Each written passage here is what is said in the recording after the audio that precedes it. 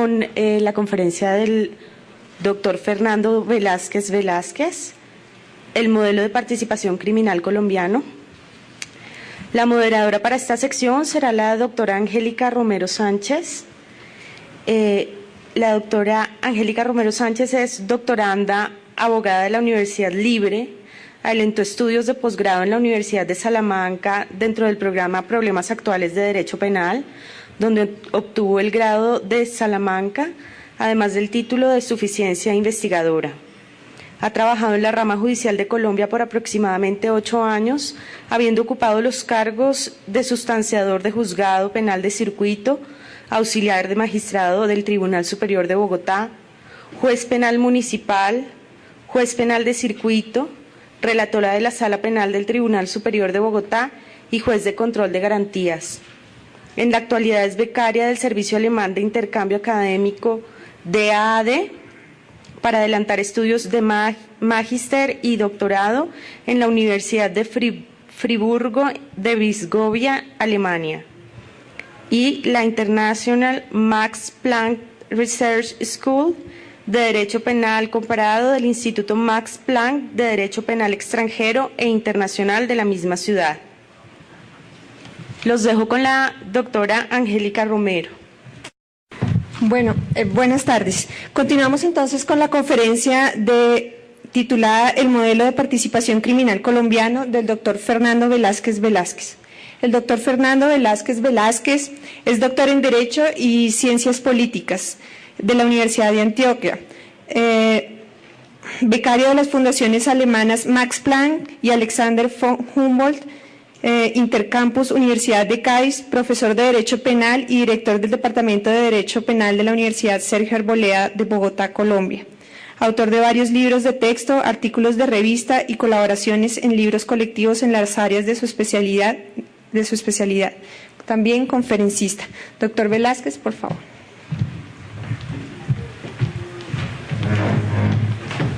Bueno, muy buenas tardes.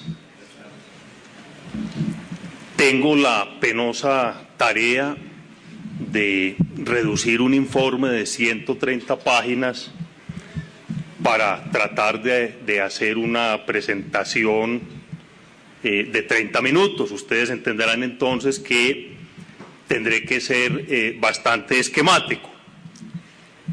Naturalmente, a manera de introducción, si ustedes quieren ver cómo funciona un aparato de poder, imagínense nomás todo el montaje que hemos tenido que hacer para que este seminario funcionara, con muchos hombres, con muchas mujeres naturalmente, con autores detrás del autor, autores detrás de los autores.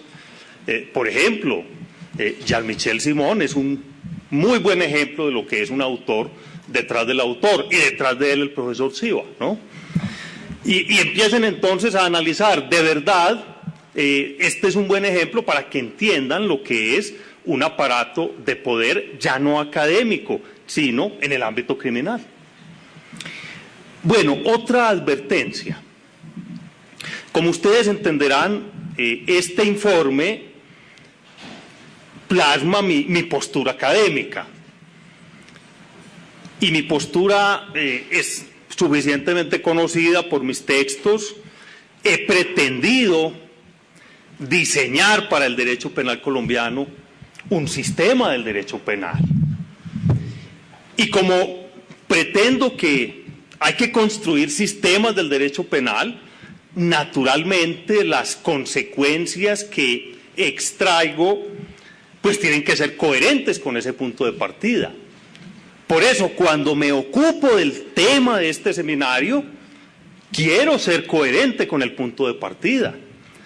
Porque es que si no lo hacemos, no hay construcción dogmática alguna y estamos dejando la reflexión académica pues librada al azar, a la aventura de turno, y me parece que poco le aportamos al conocimiento procediendo así. Pues bien, el sistema de participación criminal colombiano tiene unas raíces históricas bastante profundas como quiera que se remonta incluso a nuestro primer proyecto de Código Penal de 1822, que a su turno se cimenta en el Código Español del año 21 y en el Código Francés de 1810. Entre nosotros rigió primero un modelo que el informe lo tilda de hispánico porque se compadece con las características propias de ese modelo de participación criminal plasmado en las legislaciones con influencia de nuestra madre patria. Ese modelo rige hasta los años 30 del siglo pasado, cuando el Código de 1936 recoge en buena medida las directrices de la legislación italiana del año 30, el Código fascista de 1930, aunque no es tan radical como esa codificación. Ya en 1980, cuando se expide el decreto 100, se empieza a observar un cambio naturalmente. Ese cambio culminará con la redacción de la ley vigente, redacción que sin duda alguna se compadece con el modelo que yo llamo en la ponencia modelo alemán.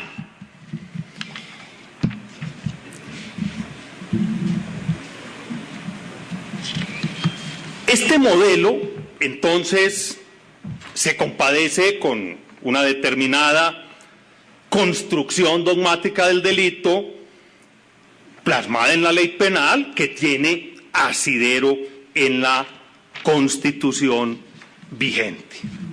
Y claro, como sucede en todos los escenarios, en el colombiano también tenemos que discutir si se acoge un concepto restrictivo o un concepto extensivo de autor.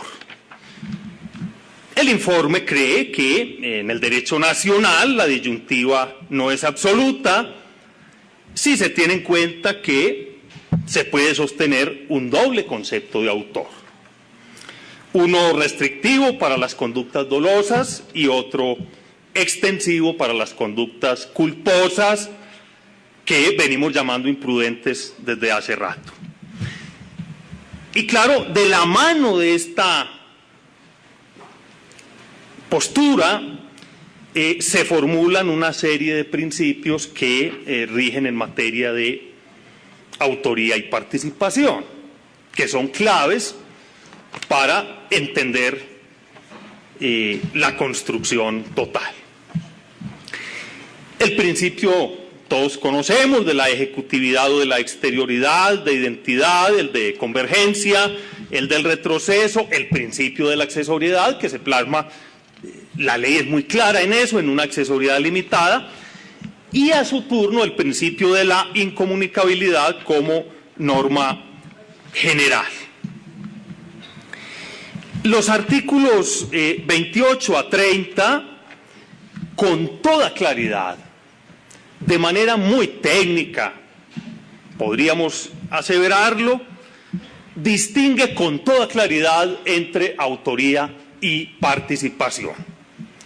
Son autores, el autor directo, autor también llamado inmediato, el autor mediato o indirecto, tenemos la figura de la coautoría, por lo demás también muy plasmada, el instituto tan importante del actuar por otro, una figura por lo demás centenaria, digo muy importante porque, por ejemplo, si nos detenemos en la discusión alemana, el profesor Bernd Schienemann, a partir de la figura alemana del actuar por otro, ha intentado una muy peculiar construcción en esta materia que obviamente repercute en el tema de los aparatos organizados de poder criminal.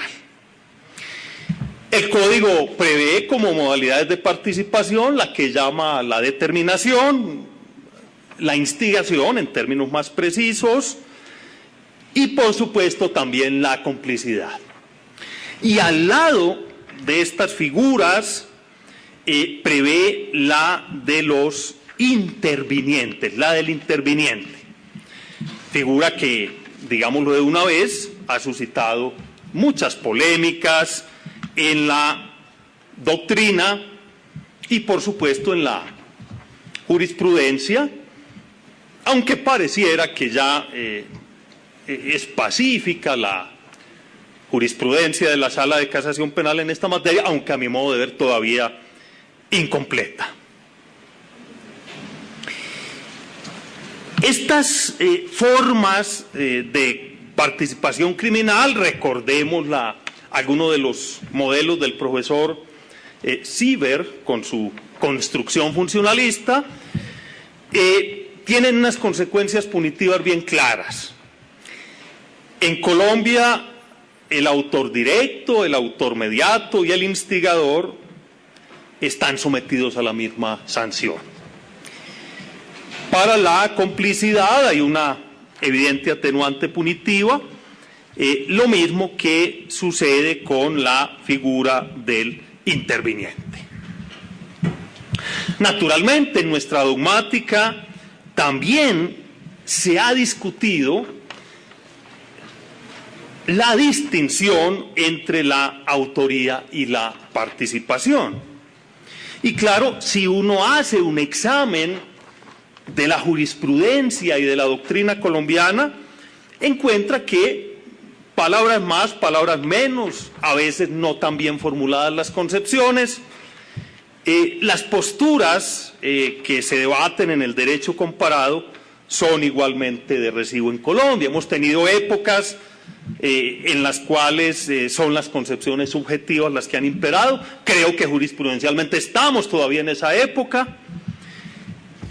Ha habido quienes han defendido las teorías objetivas en su versión formal objetiva, en su versión material objetiva, pero sobre todo, desde que yo la acogí por primera vez, ha penetrado en la discusión colombiana desde el comienzo de los años 90 la teoría del dominio del hecho.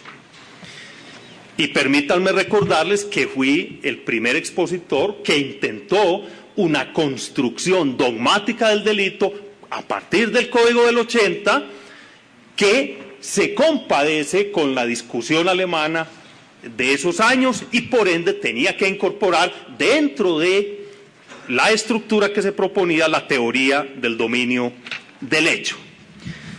Claro, esta teoría del dominio del hecho tiene variantes, todos sabemos que es de origen italiano, en el derecho penal del medievo, para ser más precisos. La construcción belseliana la acogió, luego aparece el muy importante aporte de Roxin, y naturalmente ha habido otros aportes, el mismo aporte de Schünemann, para no olvidar su postura.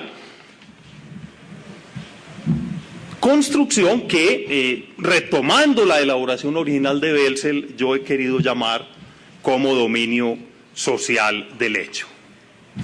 Quiero advertir que en la discusión colombiana pues también han penetrado en esta materia las construcciones funcionalistas, radicales, de manera tal vez excepcional, no en la misma línea de Jacobs, pero concretamente el profesor Reyes Alvarado, en un muy importante trabajo publicado hace pocos años, hace 3 años, llega a una conclusión similar a la de Jacobs, pero con un punto de partida distinto. Eso no significa que necesariamente él se adscriba a ese modelo. Teorías como la del dominio sobre el fundamento del resultado de Schünemann realmente no han tenido acogida, aunque se han difundido con vehemencia en el medio. Pues bien, de la mano de lo anterior, el Código Penal en el artículo 29, retirado por favor, expresamente define el autor como aquel que realice la conducta punible por sí mismo. Si nos atenemos a las categorías roxinianas, encontraríamos un evento de dominio del hecho por acción. La figura de la autoría mediata es la que empieza a alejarnos de la propuesta roxiniana. Está prevista también con toda claridad en el artículo 29, cuando expresamente se dice que es autor mediato el que realiza la conducta punible utilizando a otro como instrumento. Subrayo muy bien ese a otro como instrumento. Y lo subrayo porque si vamos a ser respetuosos del principio de legalidad, parece evidente que la construcción roxiniana ya encuentra un primer obstáculo en la ley. En Colombia, si queremos respetar los cimientos del derecho penal liberal, que es el que se compadece con el programa de la Constitución, el programa penal de la Constitución, me parece que no podemos forzar el texto de la ley para ponerlo a decir lo que no dice. Y esa sería una primera objeción de corte eminentemente legal a la construcción roxiniana, naturalmente sin perjuicio de otras de corte político criminal e incluso dogmático.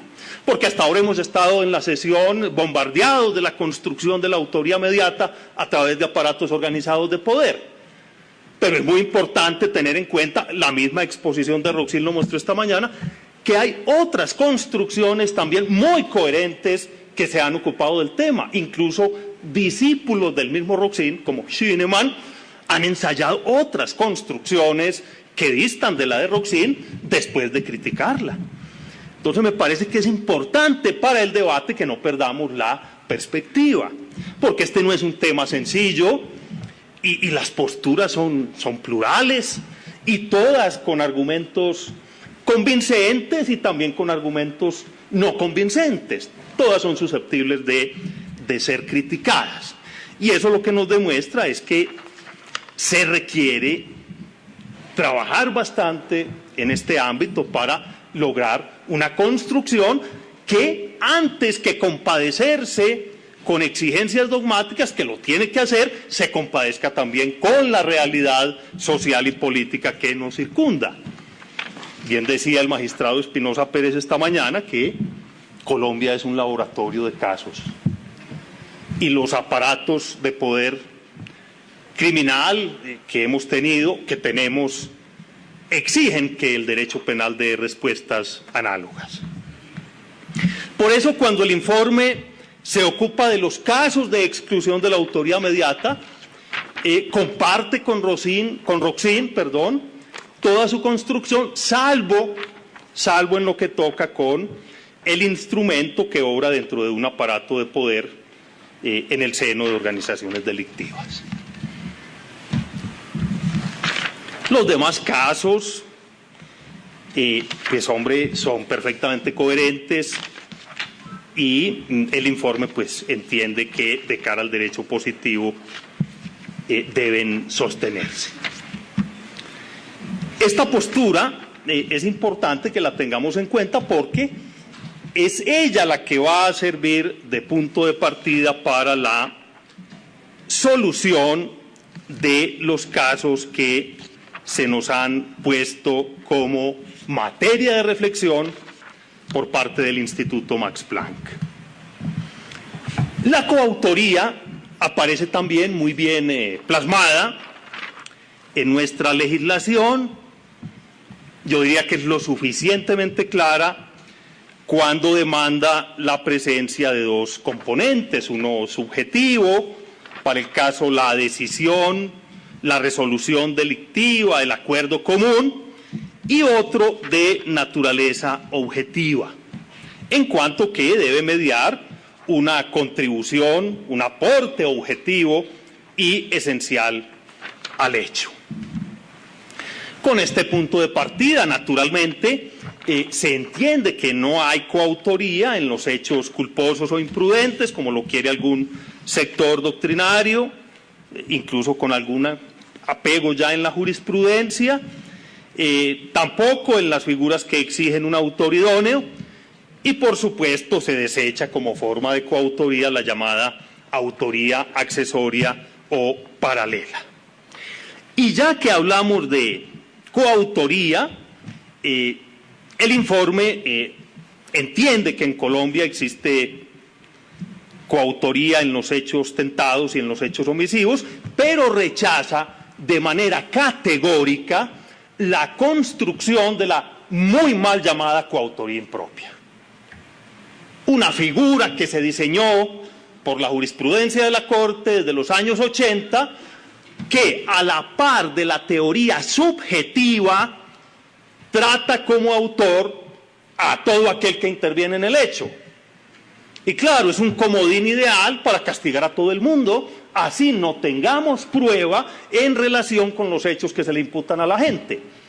Desde esa perspectiva, pues no necesitamos hacer muchos esfuerzos académicos para forzar la ley y ponerla a decir lo que no dice, que por ejemplo acoge la teoría roxiniana, la brillante construcción roxiniana, porque con la teoría de la coautoría impropia, a la luz de las concepciones subjetivas, pues el problema práctico está perfectamente solucionado, y así ha sido solucionado en la práctica.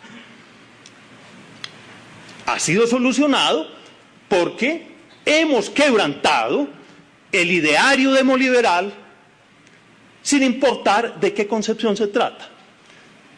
No importa si la construcción de Roxin lo quebranta o no. No importa, como dice Schinemann, que Roxin renuncie al principio de culpabilidad como lo hace. Lo importante es condenar, así no haya prueba. Y no importa si la construcción de Roxin no es aplicable a todos los aparatos de poder. Creo que ese es un quiebre lógico en la brillante construcción de este jurista tan brillante. Es que él imagina una estructura ideal de los aparatos criminales organizados de poder, y esa estructura no existe. Hay diversos aparatos criminales organizados de poder. Entonces, esta construcción de la coautoría impropia, que tanto daño ha hecho en la jurisprudencia, que hoy la escuchamos en la mañana, el señor vicefiscal, en una muy complicada exposición en mi sentir, con todo el respeto, aludió a esta figura y la utilizó además al lado de la autoría mediata a través de aparatos organizados de poder. Yo pues honestamente me quedé sin entender cuál era el hilo de ese discurso. Bueno, ya les dije que también prevé la ley el instituto del actuar por otro, que tiene dos manifestaciones.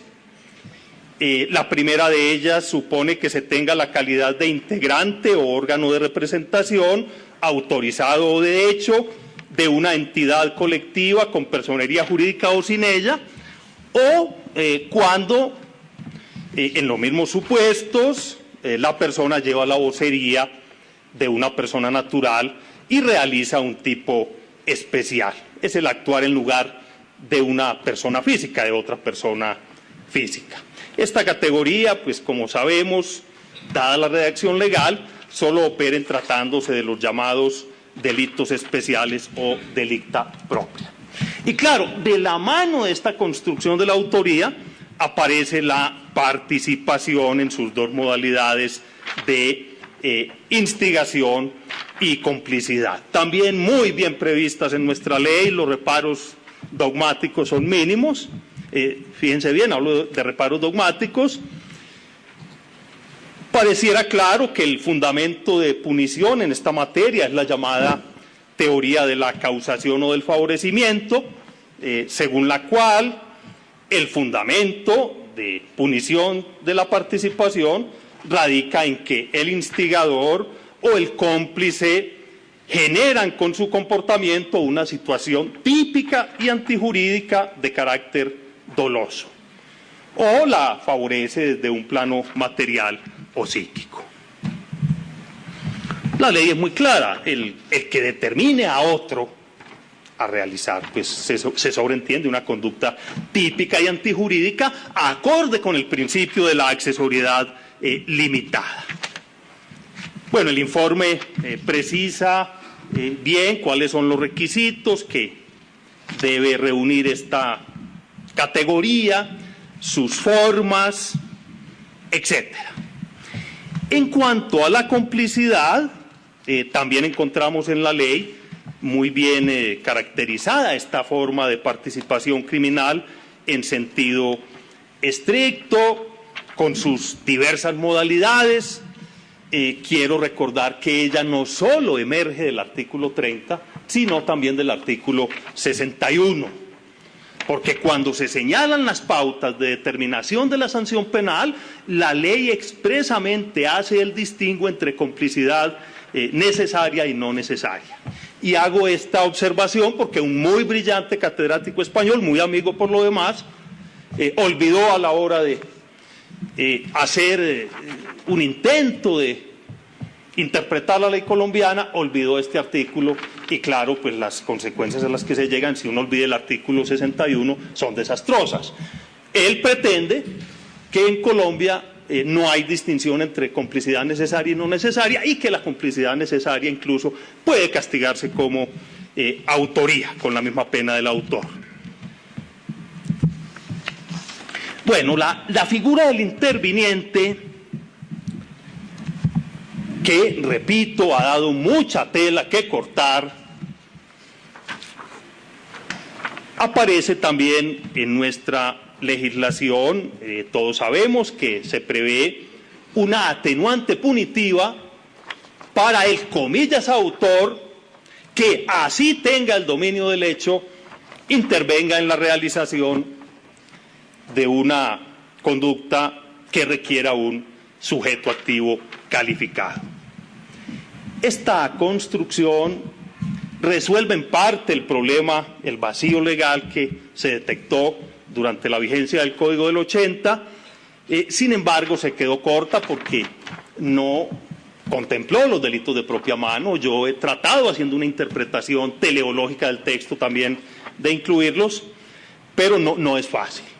Y desgraciadamente la jurisprudencia de la Corte, que hizo un esfuerzo magnífico al superar una interpretación exegética inicial que causó muchos desastres y que es la que ha cogido gran parte de la doctrina, a mi modo de ver se quedó un poco corta, porque si esta categoría nos permite disminuir la pena al, comillas, autor, pues también debe hacerlo en relación con el determinador, a quien se pune además con la misma sanción que al autor. Y hay que desarrollarla también porque es que no es lo mismo ser interviniente en un hecho donde hay cómplice calificado y cómplice no calificado. Un servidor público puede ser cómplice de un peculado, de otro sujeto activo calificado, o puede serlo, por ejemplo, un particular, ¿no? En fin, hay una serie de problemas dogmáticos que naturalmente exigen una reflexión para llevar a mejor puerto esta construcción.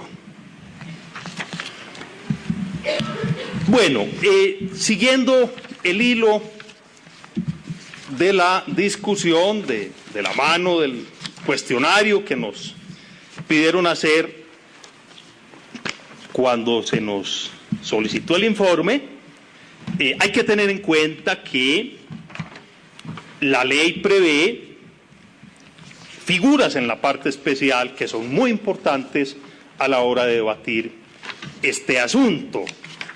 Piensen ustedes nomás en las figuras del concierto para delinquir. Y no es una, son varias. Figuras que por lo demás, y aquí va una respetuosa crítica, no han sido lo mejor desarrolladas a la luz de la jurisprudencia actual. Estos tipos de concierto para delinquir, a mi modo de ver, violentando la Constitución, se volvieron verdaderos tipos de captación donde quedan arropadas múltiples conductas.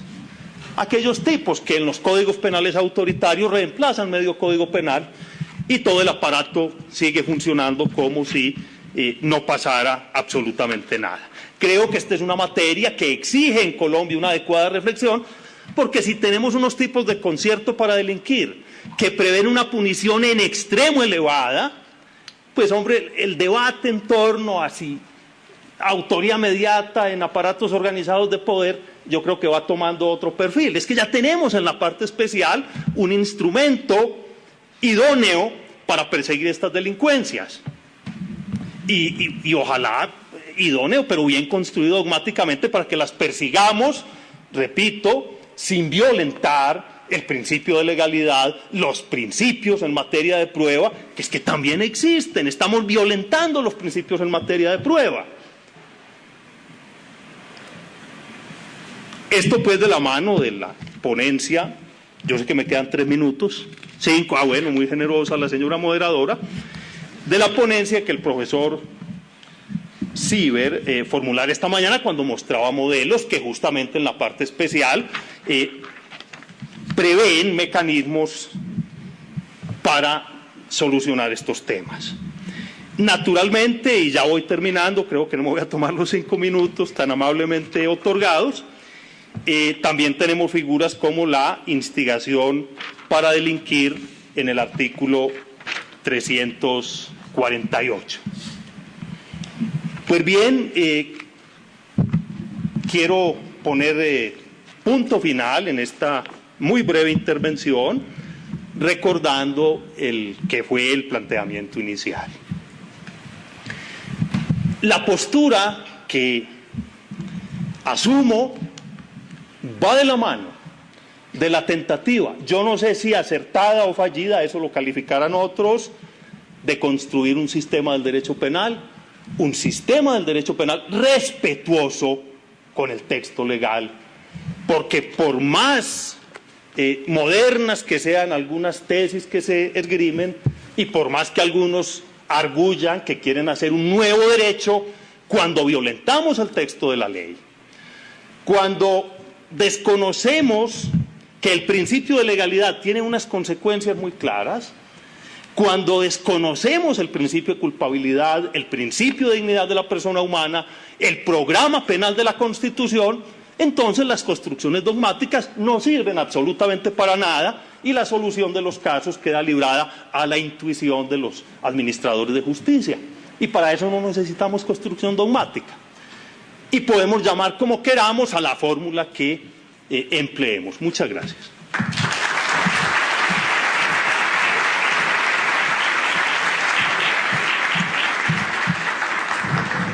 Muchas gracias, profesor Fernando. Damos paso a los comentarios a cargo de la doctora Claudia López Díaz y del doctor Yesid Reyes Alvarado. La profesora doctora Claudia López Díaz es abogada de la Universidad Externado de Colombia, licenciada en Educación de la Universidad Pedagógica Nacional, especialista en Derecho Penal y Ciencias Criminológicas de la Universidad Externado de Colombia, licenciada en Derecho del Ministerio de Cultura de España, doctora en Derecho de las Universidades Externado de Colombia, Pontificia Universidad Javeriana y Colegio Mayor de Nuestra Señora del Rosario.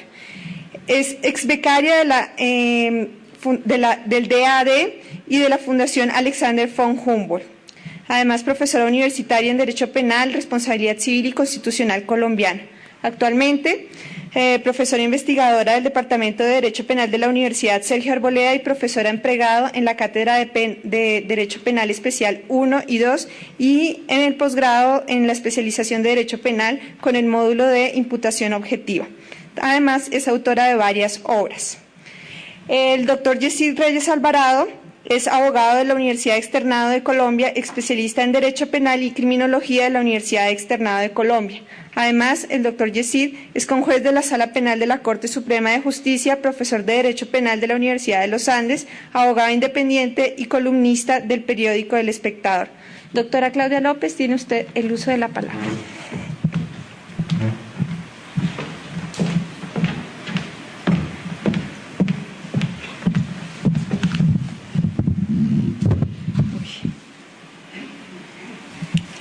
Todavía no me voy a empezar a contar los 15 minutos, un momentico, porque... Bueno, muy buenas tardes. Estoy muy complacida de tenerlos a todos ustedes acá. Me ha correspondido en el día de hoy, junto con el profesor Yesid Reyes Alvarado, la tarea de comentar el informe de Colombia presentado al Max Planck Institute por el profesor Fernando Velázquez Velázquez. Debido a las restricciones de tiempo, abordaré únicamente uno de los tantos temas que nos han generado discusiones amables y respetuosas con el profesor Velázquez. Se trata justamente del tema que hoy nos convoca, vale decir, ¿a qué título debe responder el estratega del crimen, el autor detrás del autor y los ejecutantes de sus órdenes? Para el profesor Velázquez, estos casos deben ser excluidos de la autoría inmediata y deben resolverse utilizando la figura de la coautoría, porque considera que nuestro artículo 29 del Código Penal exige para la configuración de la autoría inmediata que el ejecutor sea un instrumento en manos de un autor mediato, instrumento que no puede ser responsable so pena de violar el principio de legalidad. Yo, por el contrario, considero que en la mayoría de estos eventos estamos en presencia de una autoría mediata por dominio de la voluntad, por aparatos organizados de poder, donde el instrumento al que se refiere nuestro artículo 29 es plenamente responsable, pues realiza la conducta libre y voluntariamente sin tener ningún déficit de responsabilidad. En primer lugar, haré una contextualización de la criminalidad actual para dar paso a las consideraciones que me obligan a señalar como no convincente la figura de la coautoría para solucionar esta constelación de casos. Finalmente, propongo ampliar la teoría del dominio por organización creada por el profesor Roxin o crear una nueva teoría que abarque con mayor precisión la criminalidad organizada, pues existe a nivel mundial, naturalmente exigiendo plena prueba para que se garanticen los derechos de los vinculados. Para ninguno de nosotros es desconocida la existencia de grandes empresas caracterizadas por la asociación duradera, estable, con una pluralidad de personas que aspiran a obtener ganancias e incluso obtener posiciones en el poder económico, político, mediático o social, con una estructura administrativa disciplinada y jerarquizada, con actuaciones debidamente planeadas, incursionando en negocios legales e ilegales, con tecnología flexible del delito, con consciente aprovechamiento de infraestructuras, que tiene alguna forma de disciplina y control, usan influencias en la política, en las estructuras judiciales, administrativas, de policía o del ejército, realizando crímenes sistemáticos y organizados. Criminalidad esta de difícil aprehensión con las formas actuales de autoría y participación pensadas originariamente para supuestos de intervención de pocos individuos. Hoy debemos imputar responsabilidades individuales por procesos colectivos. Nos encontramos ante un caso problemático en el que un sujeto realiza de propia mano una conducta punible que fue ideada, planeada y ordenada por un dirigente o comandante de un aparato organizado de poder y que es el responsable de una decisión criminal. Este problema se evidencia a la hora de determinar las pautas de imputación para hacer penalmente responsable tanto a los dirigentes como a los ejecutores, pues se trata de estructuras delictivas complejas que están regidas por principios de jerarquía en el plano vertical y de división funcional del trabajo en horizontal. Por lo demás, este sistema de coordinación y delegación que baja de la cúspide hasta la base plantea también problemas cuando se trata de determinar si el dirigente ocupa una posición de garante que lo obliga a responder por infracción al deber de vigilancia cuando sus subordinados cometen delitos por fuera del ordenado. El ejecutor directo responde como autor culpable y de propia mano, a pesar de que se presente ante el dirigente como persona anónima y sustituible. De esta manera, el hombre de atrás se convierte en el protagonista del hecho a pesar de su lejanía con él mismo. Esta lejanía se compensa con la medida de dominio organizativo que aumenta cuando se asciende en la escala jerárquica del aparato organizado. Así, el autor directo pierde trascendencia, pues cumple un papel secundario en la producción de la conducta punible, pues quien domina el sistema domina la anónima voluntad de todos los hombres que lo integran, quienes también serán responsables, pues conocen la ilicitud de su comportamiento. Esta teoría de los aparatos organizados de poder ha sido fuente de innumerables discusiones, como la que hoy nos reúne, Discusiones no solo teóricas, sino que se han convertido en argumento principal de muchas decisiones o sentencias internacionales y nacionales que materializan su importancia. Hoy en Colombia nos hemos atrevido a aplicar la figura de la autoría mediata por organización en aparatos de poder en los casos de parapolítica, paramilitares y del Palacio de Justicia. De esta manera, se están llevando a enjuiciar a quienes manejan las palancas de esos aparatos organizados de poder bajo los cuales se llevan a cabo múltiples conductas punibles. La teoría de Roxin, sin embargo, también ha sido criticada y no ha logrado imponerse. Los que no aceptan esta teoría fundamentan una responsabilidad para el autor detrás del autor que va desde la participación hasta la coautoría. Esta última es la posición que ha defendido a ultranza hoy el profesor Fernando Velázquez y con la cual discrepo respetuosamente. Quienes rechazan plenamente que los superiores jerárquicos, en los casos aquí analizados, puedan responder como autores mediatos en virtud de aparatos organizados de poder, solo aceptan la autoría mediata cuando se dan los casos reconocidos y apenas discutidos de autoría mediata, como por ejemplo cuando el ejecutor es un inimputable, ha obrado bajo coacción, ha sido inducido a error, ha actuado sin dolo o no posee capacidad de motivación frente a la norma. En estos casos, el dominio de hecho de sus superiores se basa en la utilización o aprovechamiento de un déficit de responsabilidad de los ejecutores materiales directos.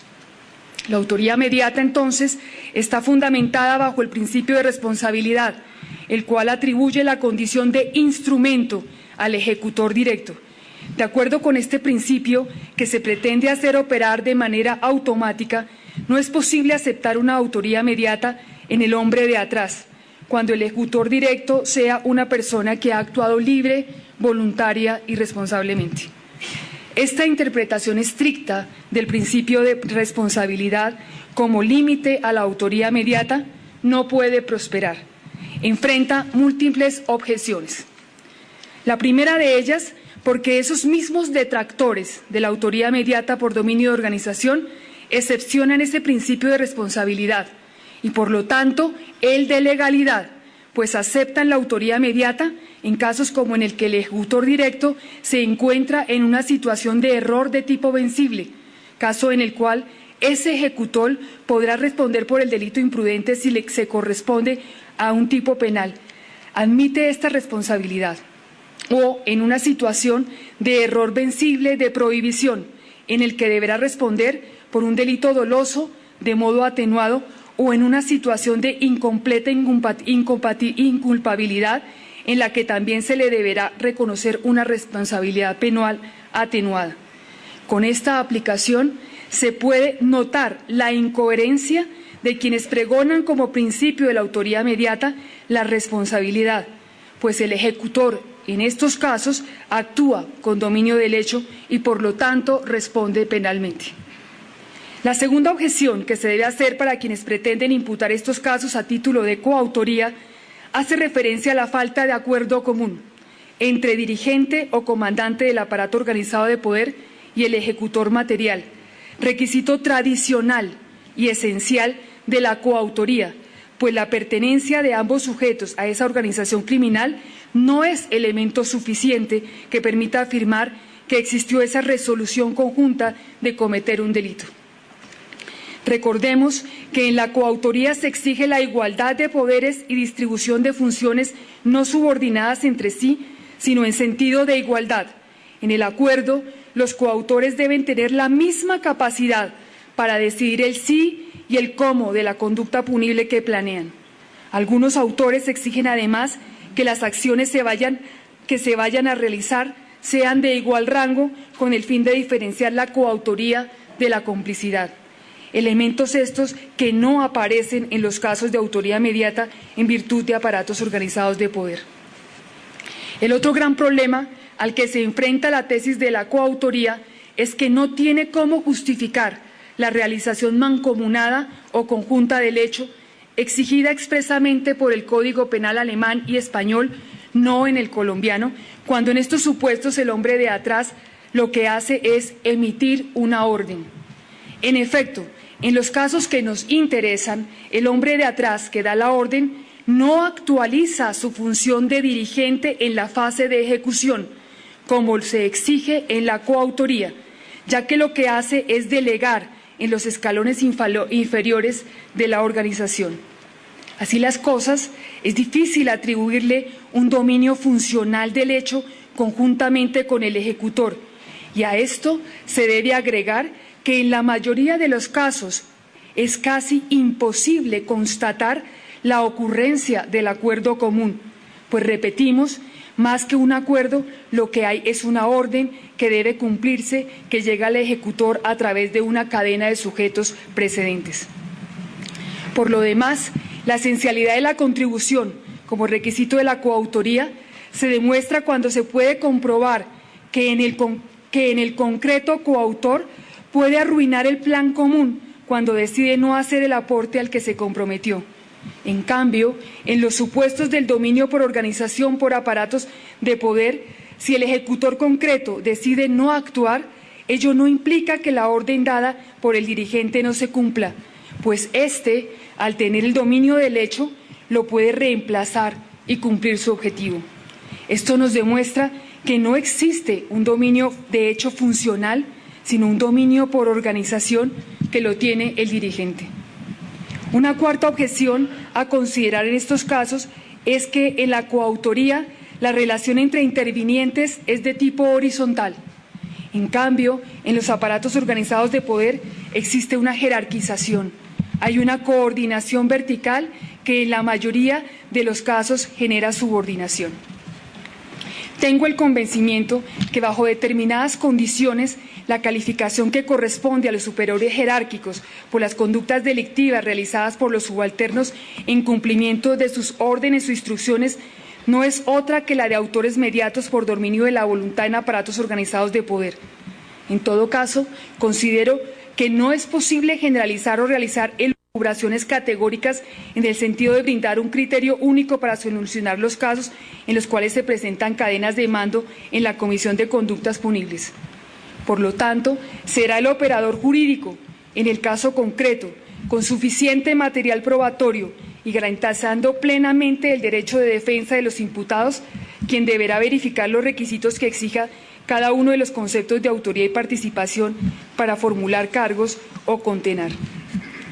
Por otra parte, mi postura se aparta de la concepción inicial y tradicional de Roxin, quien además de exigir para estos casos una estructura jerárquica, la fungibilidad de sus ejecutores, el automatismo en el funcionamiento del aparato, exige el funcionamiento del aparato al margen del ordenamiento penal. Esta última característica, en mi concepto, limita la aplicación de esta forma de autoría mediata y, por lo tanto, me aparto de ella. Considero que el auge de la criminalidad organizada a nivel mundial no soporta estas limitantes. Debemos entonces tomar uno de dos caminos posibles.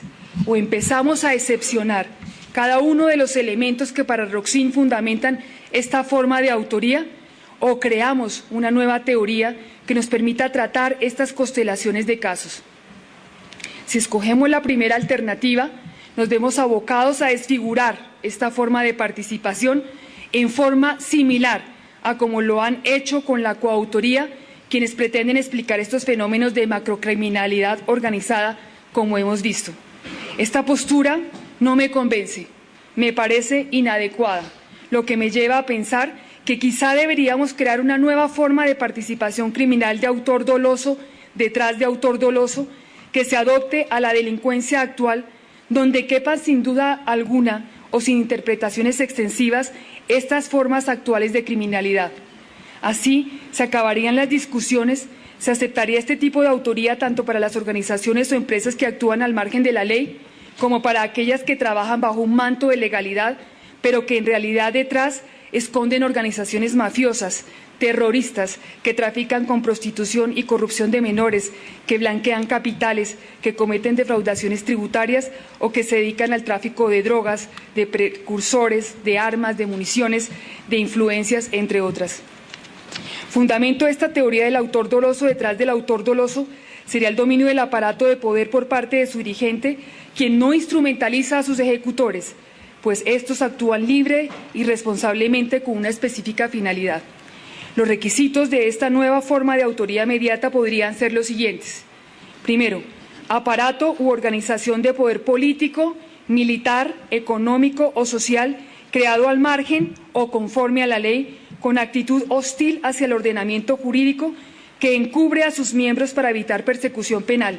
El aparato debe tener vocación de permanencia y debe actuar con el propósito de cometer delitos con miras a obtener directa o indirectamente un beneficio de cualquier orden, estructura administrativa y disciplinada y jerarquía con alguna forma de control.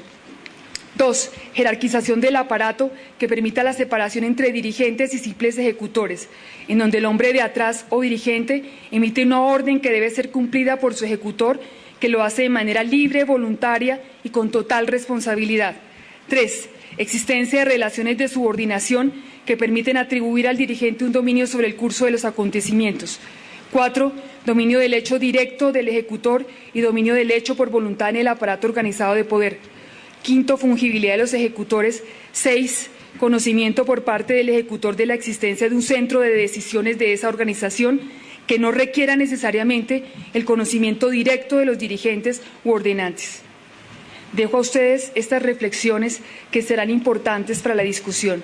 Creo, en todo caso, que la doctrina y la jurisprudencia deben asumir sus responsabilidades para garantizar de la mejor forma posible que estos sean resueltos justamente, castigando a cada cual por lo que hace, ni más ni menos, y siempre bajo el absoluto respeto de nuestra Carta Política y de nuestras leyes. Muchas gracias.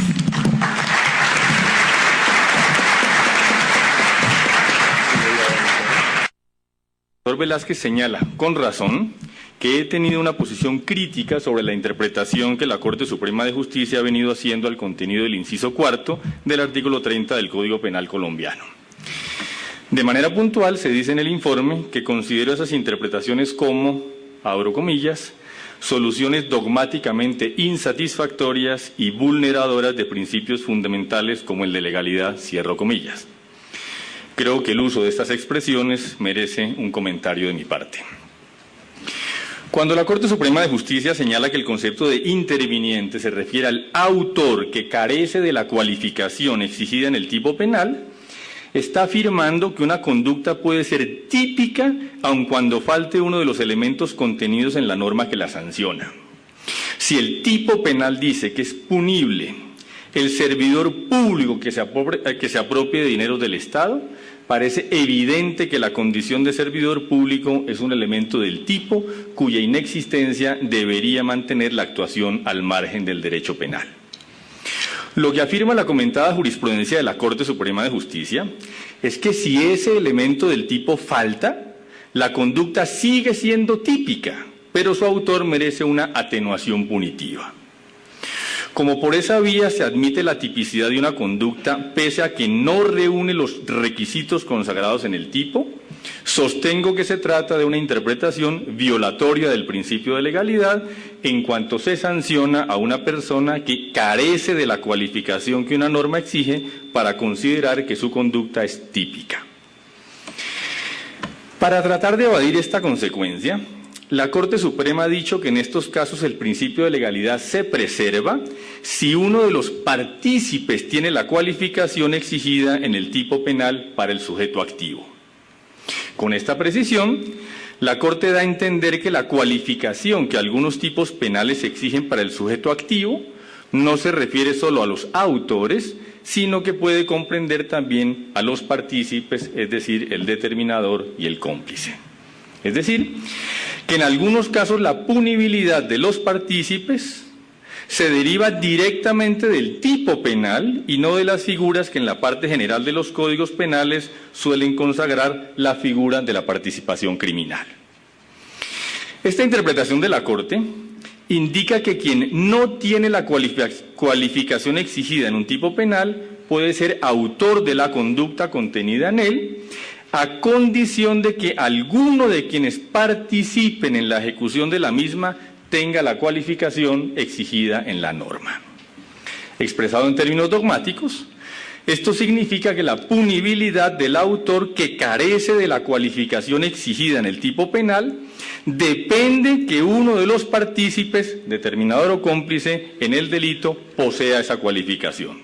Más corto aún, la responsabilidad del autor que carece de la cualificación exigida en el tipo penal es accesoria a la del partícipe. De esta manera, se invierte el principio de accesoriedad en cuanto la responsabilidad de este autor, el que no tiene la cualificación que consagra el tipo penal, depende de que el comportamiento del partícipe, determinador o cómplice, pueda ser considerado como típico y antijurídico. En síntesis, creo que cuando se admite que alguien que carece de la cualificación exigida por el tipo penal al sujeto activo puede ser autor de la conducta contenida en él, se está violando el principio de legalidad, aun cuando se le conceda una rebaja de pena. Asimismo, considero que cuando se hace depender la responsabilidad de ese autor de que alguno de los partícipes, determinador o cómplice, en la conducta delictiva posea la cualificación exigida en el tipo penal, se está invirtiendo el principio de accesoriedad, solución que me parece dogmáticamente insatisfactoria. Por supuesto que en el plano puramente teórico no considero inviable ninguna modificación a la estructura de la teoría del delito. En ese sentido, sería factible darle una connotación diversa al concepto de tipicidad y a su alcance, o podría ensayarse una nueva tesis sobre la naturaleza y fundamento de la punibilidad en los casos de autoría y participación. Pero si esa era la intención de la Corte, debería haber señalado en sus decisiones cuáles son las modificaciones que sugiere introducir a la teoría del delito en aspectos como los acabados de mencionar, para, a partir de esos cambios, explicar cómo se alteran la concepción de sujeto activo cualificado y el principio de accesoriedad. El segundo tema tiene que ver con un concepto unitario de autor. El profesor Velázquez señaló que en Colombia no hay seguidores de una tesis expuesta hace algunos años por el profesor Jacobs, conforme a la cual en el plano cualitativo no existe ninguna diferencia entre autor y partícipe, al punto de que cualquier diferenciación entre estas figuras debe ser relegada al ámbito de la cuantificación punitiva. Aun cuando en estricto sentido le asiste plena razón al profesor Velázquez, me parece importante precisar que tengo sobre el tema una visión similar a la que expone el profesor Jacobs. Desde mi punto de vista, la conducta de un autor empieza a ser relevante para el derecho penal cuando con ella se ha creado un riesgo jurídicamente desaprobado que se ha realizado en el resultado. Ese es el primer nivel de reproche que se le puede hacer y sin el cual su comportamiento permanece al margen del derecho penal. Sobre este supuesto cabría preguntarse: ¿puede alguien ser considerado partícipe de un hecho punible si sus actuaciones se han mantenido dentro del riesgo permitido? Como me parece que la respuesta correcta es negativa, pienso que debe admitirse que este primer requisito del aspecto objetivo del delito es por igual predicable de autores y partícipes.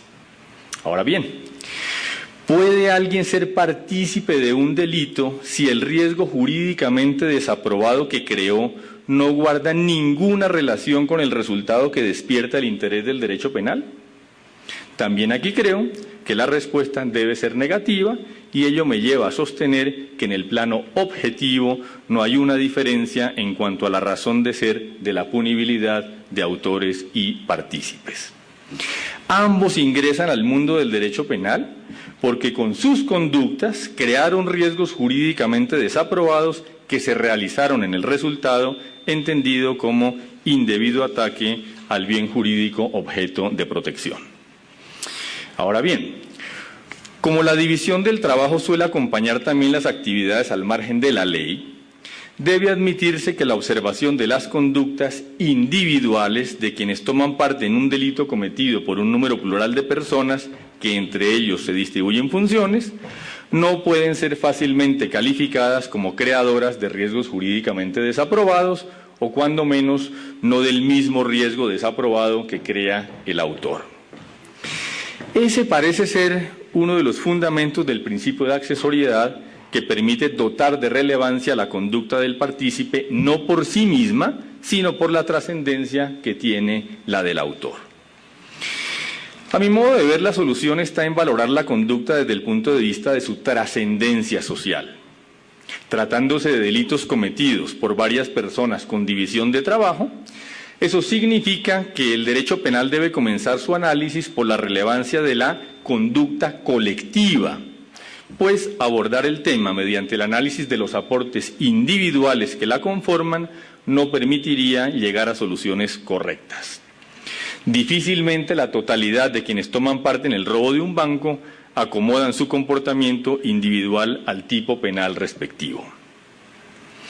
En el estudio de esa conducta colectiva, lo que permite determinar su importancia para el derecho penal, que será evidente cuando suponga creación de un riesgo jurídicamente desaprobado que se realice en el resultado. Solo después de que ese comportamiento conjunto pueda ser calificado como de interés para el derecho penal, debe procederse a verificar si la conducta individual de quienes tomaron parte en el mismo puede ser tenida a su vez como creadora de riesgos jurídicamente desaprobados que se realizaron en el resultado. Pero es importante que este segundo nivel de valoración se haga dentro del marco de referencia de la conducta colectiva que previamente ha sido objeto de desvaloración.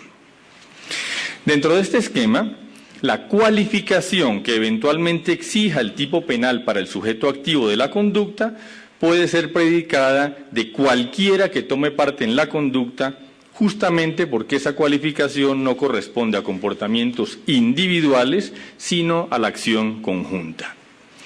El grupo de individuos que de manera colectiva despliega la acción ha cometido un delito de peculado si con ella se apropiaron de dineros del Estado, siempre que alguno de los individuos que tomaron parte en este hecho tuviera la cualificación.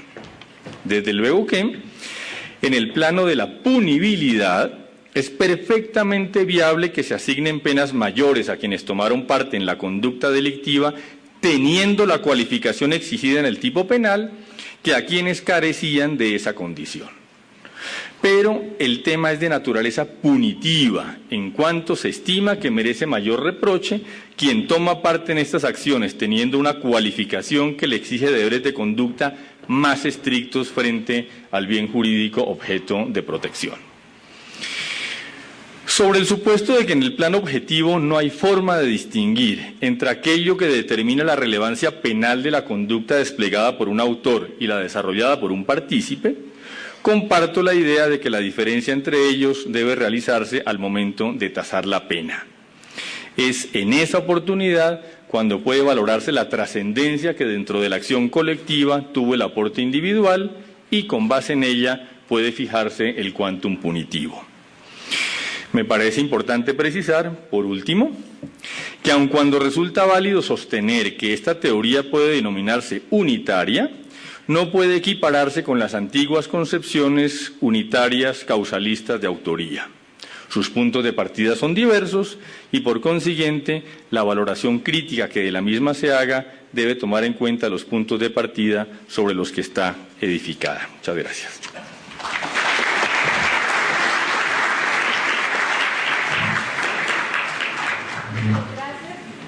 Muchas gracias a los tres profesores y maestros, doctor Fernando Velázquez, Claudia López y Yesid Reyes. Como se habrán podido dar cuenta ustedes, el tema que tratamos es bastante controvertido, se ve reflejado en las posiciones que han tomado los tres profesores. Entonces, demos inicio a la discusión, no sin antes conceder la palabra a los profesores que quieren hacer algunas réplicas respecto a los comentarios de los otros profesores. Doctor Fernando.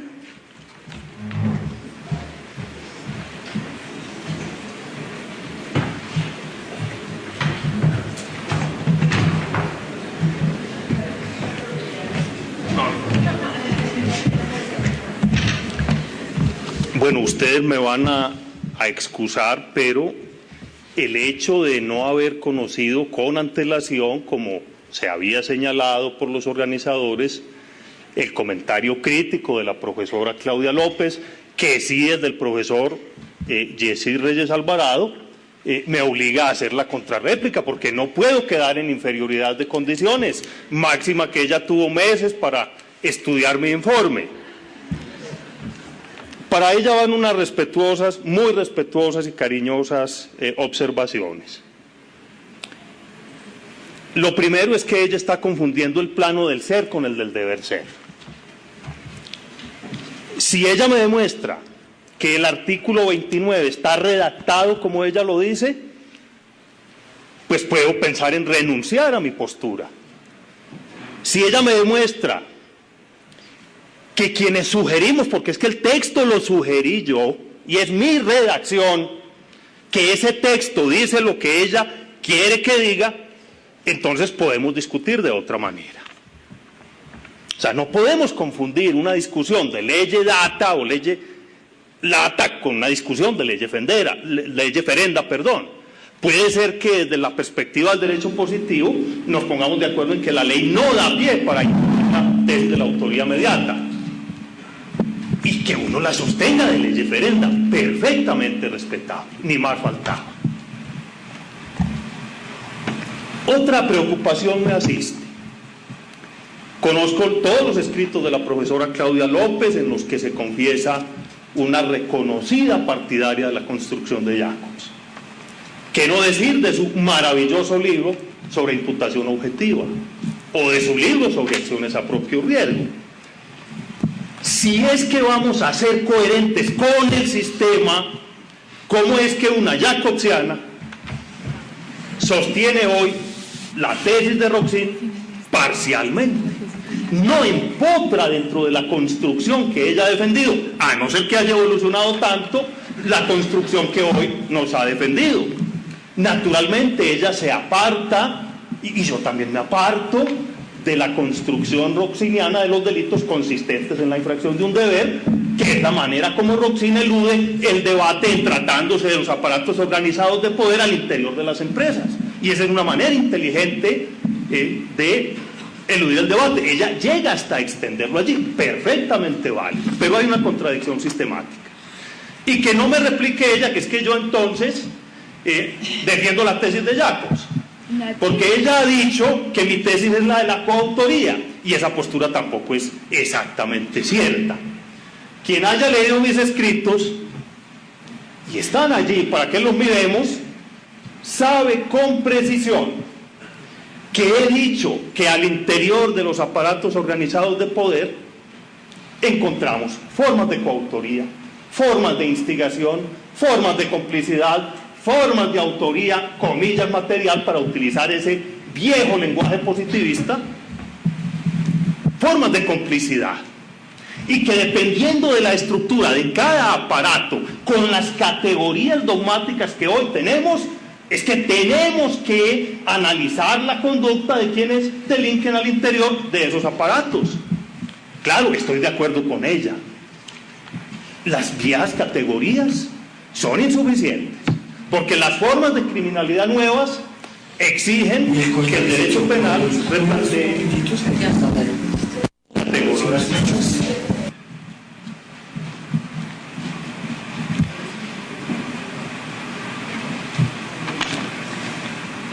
Bueno, me quedé aterrado, y espero no haberlo entendido mal, cuando ella defendió la condena por los terribles crímenes que se cometieron al interior del Palacio de Justicia.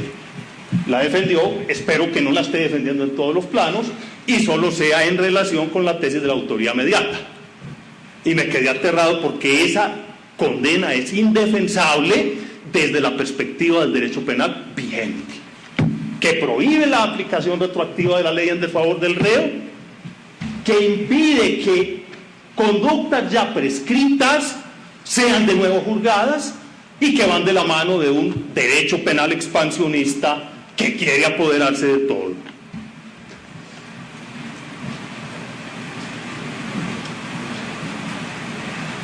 Bueno, en relación con las posturas del profesor Jessy Reyes, excúseme el lapsus, muy desafortunado o muy afortunado, depende de cómo se le mire. Así no comparta con él el enfoque, me parecen pues dos posturas que se compadecen con su sistemática y claro, las agradezco su observación en el sentido de que pues ha sostenido una concepción que llega a unas consecuencias similares a la del profesor Jacobs. Muchas gracias.